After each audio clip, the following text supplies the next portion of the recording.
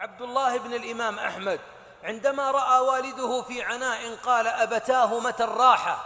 قال: الراحة عندما نودع جسر جهنم خلف ظهورنا ونستقبل ونخطو أول خطوة إلى جنات النعيم. الراحة هناك، واللي يبحث عن الراحة في غير لقاء الله وفي غير طاعة الله مسكين. نقول له مسكين، الرقم غلط. ولذلك الدنيا لابد إذا حلت أنت من الذي ما قبر غال؟ اليوم معنا من مات رحمه الله رحمة واسعة، رجل وامرأة، أسأل الله أن يجعل قبورهم رياضا من رياض الجنات، اللهم آمين. ذهبوا وسيذهب الذين عزوهم، سنعزي أولئك وسيعزى فينا بعد أعوام أو أيام أو ساعات. ما فيه دنيا كاملة، الموت سيلحق كل نعمة، وإذا ذكرت الموت تكدر كثير من صفو الحياة، ولا بد يتكدر، إلا عباد الله المتقين فإنهم يحبون لقاء الله، ومن أحب لقاء الله أحب الله لقاءه. من منا لم يمرض؟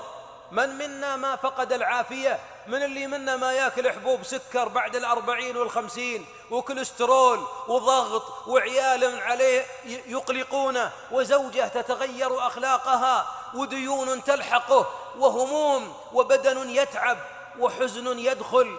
لا بد أن تحتسب هذا كله، وإلا يطول ليلك يا أبو فلان، ليل طويل ما فهمت الدنيا.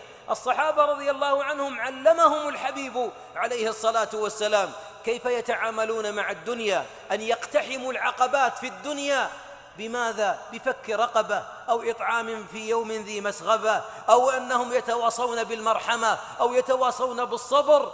وهذا اللي يجعل العبد يسير إلى الله وهو هانئ ومطمئن النفس، أنه يعرف أن اللي يفقده في الدنيا ويحتسبه وهناك في الآخرة يجده عند الله في كتاب لا يغادر صغيرة ولا كبيرة إلا أحصاها. ولذلك أحبابي دعوة إلى أن نفهم أن الله أقسم جل وعلا أننا خلقنا في كبد. طيب لماذا يخلقنا في كبد؟ لماذا العناء؟ لماذا الهم؟ لماذا الجوع؟ لماذا الفقر؟ لماذا المرض؟ لماذا الموت؟ لماذا الآلام؟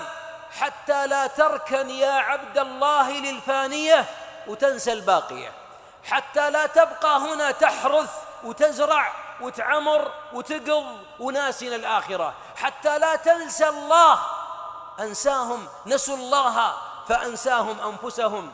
البعض منا شيبت لحيته وشيبت عيونه وكل همه يبني يعمر يحفر يصب يقض. يا مسلم، أنت ستتركها بعد 100 عام من اليوم. ما واحد منا في المسجد موجود، واللي متجاوز 40 ما في أمل، ولا 30 قادمة، ولا 70 قادمة، ولا 40، والعلم عند الله. سنلقى الله. لذلك آلام الدنيا هي التي توصلك إلى جنان الجنة. يقول بعض السلف: لولا مصائب الدنيا لقدمنا إلى الله مفاليس. لولا أن الله يصيب العبد في بدنه وفي ولده وفي ماله وفي من أحبه ويحتسبه ويصبر على الألم وعلى الحزن، وإلا ما الذي يوصلنا إلى الجنة؟ الجنة إذا دخلنا الجنة، أسأل الله أن يدخلنا الجنة بلا حساب ولا سابق عذاب. أن العبد إذا وصل إلى الجنة أحبابي دخلت الملائكة تبشره، وأكبر سبب أوصلك للجنة والملائكة يدخلون عليهم من كل باب: سلام عليكم بما صبرتم.